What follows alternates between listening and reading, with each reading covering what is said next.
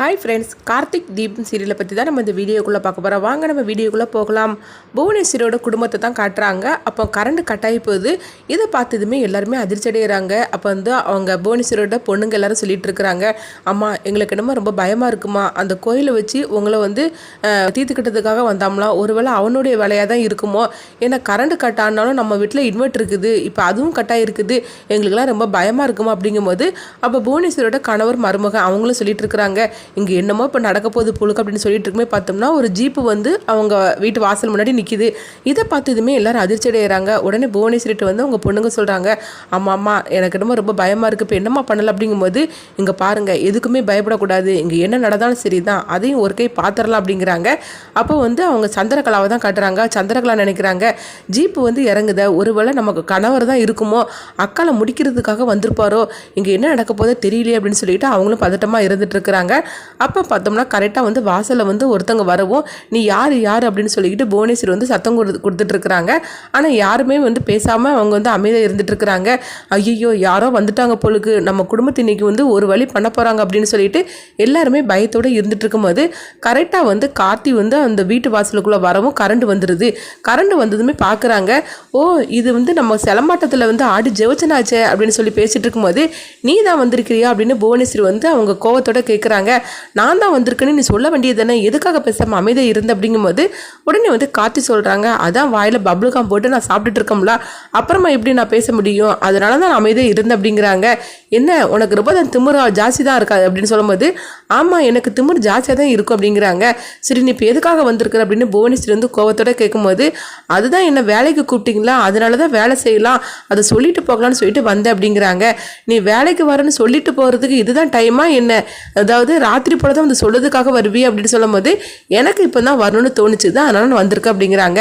இது கெட்டதுமே அவங்க பொண்ணுங்களாம் சொல்கிறாங்க, அம்மாம்மா இவனை நீ வேலைக்கெல்லாம் சேர்க்காதம்மா, இவனை பார்த்தாலே நம்மளுக்கு பிடிக்கல அப்படின்னு சொல்லிட்டு இருக்கும்போது அப்போ புவனேஸ்வரி சொல்கிறாங்க, இல்லை இவனை நான் வேலைக்கு சேர்க்கறதா முடிவு பண்ணிட்டேன் அப்படிங்கிறாங்க. சரி நான் உங்ககிட்ட கொஞ்சம் சில விஷயங்கள்லாம் நான் பேசணும், அதை நான் பேச மாட்டேன், என் தங்கச்சி சொல்லுவா, அந்த ரூல்ஸுக்கு நீ கட்டுப்பட்டு தான் இங்கே வேலை செய்யணும் அப்படின்னு சொல்லிட்டு புவனேஸ்வரி அவங்க பட்டுக்கு போயிருந்தாங்க. உடனே சந்திரகலா சொல்கிறாங்க, உன்கிட்ட நான் இன்டர்வியூ எடுக்கணும் அப்படிங்கிறாங்க. இது கிட்டதுமே கார்த்தி சொல்கிறாங்க, என்னது என்கிட்ட நீங்கள் இன்டர்வியூ எடுக்க போகிறீங்களா, நான் தான் உங்ககிட்ட இன்டர்வியூ எடுக்க போகிறேன், அதுக்கெல்லாம் நீங்கள் கரெக்டான பதில் சொன்னால் மட்டும்தான் நான் இந்த வீட்டில் வேலை செய்யறதுக்கா வேண்டாமான்னு சொல்லிட்டு நான் ஒரு முடிவு எடுப்பேன் அப்படிங்கிறாங்க. இது கிட்டதுமே எல்லாருமே அதிர்ச்சி அடைகிறாங்க. உடனே புவனேஸ்வரியோட பொண்ணுங்களாம் சொல்கிறாங்க, இவன் இப்படிப்பட்ட திமிரு பிடிச்ச நம்மளுக்கு வேலைக்கே தேவையில்லை, இவனை பேசாமல் போக சொல்லுங்க அப்படிங்கப்போ அப்போ சந்திரகலா சொல்கிறாங்க, இல்லை அக்கா ஒரு முடிவு எடுத்துட்டாங்க, அதனால நம்ம இவனை வேலைக்கு சேர்த்து தான் ஆகணும், வேற வழியே இல்லை அப்படின்னு சொல்லிட்டு இருக்கும்போது புவனேஸ்வரியோட கணவரும் அவங்க மருமகன்னு சொல்லிட்டு இருக்கிறாங்க. அப்போ மருமக மயில்வாங்கன்னு சொல்லுதாங்க, என்னமாம்மா அத்தை தான் எப்பவுமே கண்டிஷன் போடுவாங்க, இப்போ என்னன்னா அத்தைக்கிட்டே ஒருத்தர் கண்டிஷன் போட வந்திருக்கானா, அப்போ இவன் பெரிய ஆளு தான் அப்படிங்கிறாங்க. எப்படியோ அத்தை அடக்கிறதுக்கு ஒருத்தர் வந்துட்டான் போலுக்கு அப்படின்னு மயில்வாகனை சொல்லவும் இதை கேட்டதுமே புவனேஸ்வரியோட கணவர் கோவப்பட ஆரம்பிச்சிருந்தாங்க.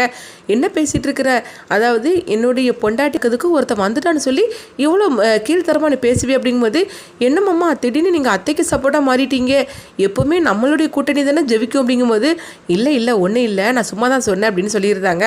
அடுத்து பார்த்தோம்னா கார்த்தி தான் காட்டுறாங்க. கார்த்தி சொல்கிறாங்க, எல்லாரும் ஒவ்வொருத்தராக வாங்க அப்படின்னு சொல்லிக்கிட்டு அவங்க போய் ஒரு சேரில் உட்காரவும் உடனே ஃபஸ்ட்டு அவங்க சுவாதி வராங்க. சுவாதி வந்ததுமே கார்த்திட்ட நன்றி சொல்கிறாங்க. அப்போ அவங்க ஃப்ளாஷ்பேக்காக ஒரு கதை காட்டுறாங்க. அதாவது எங்கள் அம்மா உங்களை வேலைக்கு கூப்பிட்ருக்காங்களா, தயவு செய்து நீங்கள் வேலைக்கு வாங்க, சொல்ல போனாக்கி நீங்கள் வேலைக்கு வந்தீங்கன்னா தான் எங்கள் அம்மாவுக்கு யாரோ சதித்திட்டம் பண்ணிட்டு இருக்கிறாங்க, அது யாருன்னு சொல்லி உங்களால் மட்டும்தான் கண்டுபிடிக்க முடியும், அதனால நீங்கள் எனக்காக எங்கள் வீட்டில் வேலைக்கு வாங்க அப்படின்னு சொல்லிட்டு சுவாதி கார்த்திட்ட ரொம்பவே கெஞ்சி அவங்க கூப்பிட்டுருக்குறாங்க. அதனால தான் கார்த்தியும் இங்கே வேலை செய்யறதுக்கு ஒத்துக்கிட்டு அவங்களும் வந்திருக்கிறாங்க.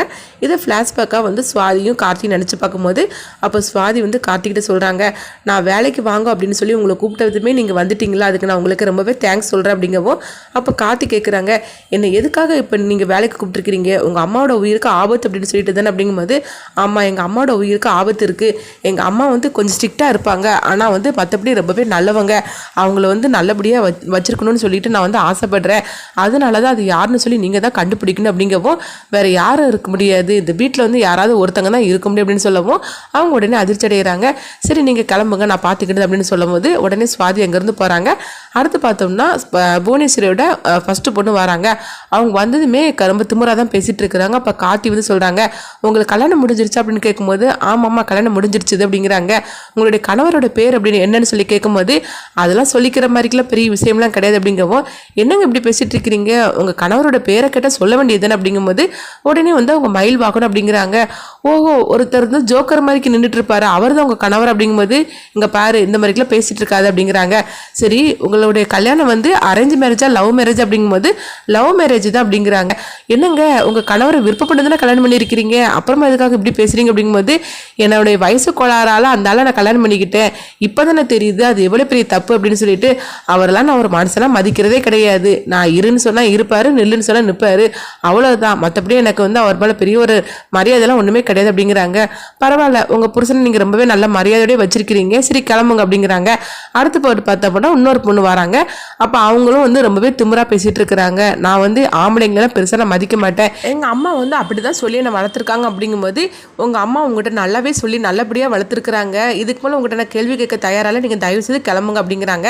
அடுத்து பார்த்தோம்னா வந்து ரேவதி வராங்க. அவங்ககிட்ட வந்து கார்த்திக் கேள்வி கேட்கும்போது உன்னை பார்த்தாலே எனக்கு பிடிக்கவே இல்லை, உன்னை தான் நான் சிலம்பாடும் போது நீ வரக்கூடாதுன்னு சொல்லியிருக்கிறோம்ல, அதுக்கப்புறம் நீ இந்த மாதிரிலாம் பண்ணிட்டு இருக்கிறியா, உன்னை கண்டால் எனக்கு எரிச்சலாக இருக்குது அப்படின்னு சொல்லவும் அதுக்கும் வந்து கார்த்திக் பதில் சொல்லி அனுப்பி விட்றாங்க. அப்போ மயில் வாகனம் வராங்க.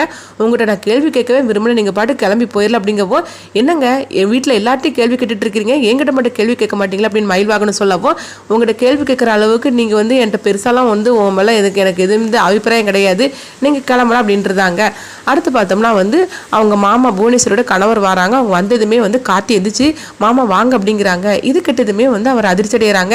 என்னங்க என்னை முன்னப்பட பார்த்ததே கிடையாது, என்னை பார்த்து நீங்கள் மாமான்னு கூப்பிடுறீங்க அப்படிங்கும்போது அப்போ கார்த்தி சமாளிக்க ஆரம்பிச்சிருந்தாங்க. இல்லைங்க அங்கிள்னு கூப்பிடணும், ஆனால் வந்து உங்களை பார்த்து நான் மாமான்னு கூப்பிட்டேன் அப்படிங்கிறாங்க. சரிங்க நான் உங்களை சார்னே கூப்பிடுது அப்படிங்கும்போது உடனே அவர் சொல்கிறாங்க, இல்லை நீங்கள் என்னை மாமான்னு கூப்பிட்டு எனக்கு ரொம்பவே பிடிச்சிருக்கு, சொல்ல போனால் சென்னையில் என் தங்கச்சி இருக்கிறா, என் தங்கச்சி குடும்பத்துக்கு எங்கள் குடும்பத்துக்கு வந்து பேச்சுவார்த்தையே கிடையாது, என் தங்கச்சிக்கு வந்து பசங்க இருந்தாங்கன்னா உங்கள் வயசில் தான் இருப்பாங்க, அவங்க வந்து என்னை மாமான்னு தானே கூப்பிட்டுருப்பாங்க, அவங்களுக்கு வந்து தாய் மாமனா இருக்கக்கூடிய தகுதி கூட எனக்கு இல்லை அப்படின்னு சொல்லிட்டு ரொம்பவே வருத்தப்பட்டு பேசிகிட்டு இருக்கிறாரு. இதை பார்த்ததுமே கார்த்தி வந்து கண்கலங்குறாங்க. சரி மாமா உங்கள்கிட்ட வந்து ஒரு கேள்வி நான் கேட்கல, நீங்கள் வந்து கிளம்புங்க அப்படிங்கும்போது, என்ன தம்பி எங்கிட்ட நீங்கள் எதுவுமே கேட்கல அப்படிங்கும்போது, இல்லைங்க எனக்கு வந்து உங்கள்கிட்ட வந்து எந்த கேள்வியும் கேட்கறதுக்கு இல்லை அப்படின்னு சொல்லவும் உடனே அவரு சரின்னு சொல்லிட்டு அங்கேருந்து கிளம்பி போகிறாங்க. அடுத்து பார்த்தோம்னா சந்திரகலா வராங்க. சந்திரகலாவை பார்த்ததுமே வந்து கார்த்தி கேட்குறாங்க, நீங்கள் தானே உங்கள் அக்காவை வந்து திட்டமிட்டு நீங்கள் அவங்கள பழி வாங்குறதுக்காக எல்லா ஏற்பாடும் வந்து பண்ணி அந்த ரவுடிகளை அனுப்பி விட்டுருக்கிறீங்க அப்படின்னு சொல்லவும் இதை கிட்டதுமே சந்திரகலா அதிர்ச்சி அடைகிறாங்க. என்னது இவன் எல்லாம் உண்மை கண்டுபிடிச்சு சொல்கிறான் அப்படின்னு சொல்லிட்டு அதிர்ச்சி அடைகிறாங்க. இப்படி அவங்க அதிர்ச்சி அடைஞ்சு அவங்க முகபாவனே மாறவும் இதை பார்த்துட்டு கார்த்திக் வந்து சின்ன சந்தேகம் வருது.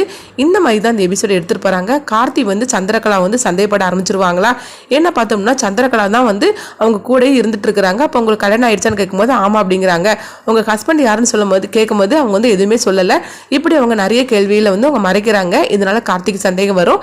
அடுத்து என்னன்னு சொல்லி வெயிட் பண்ணி பார்க்கலாம்.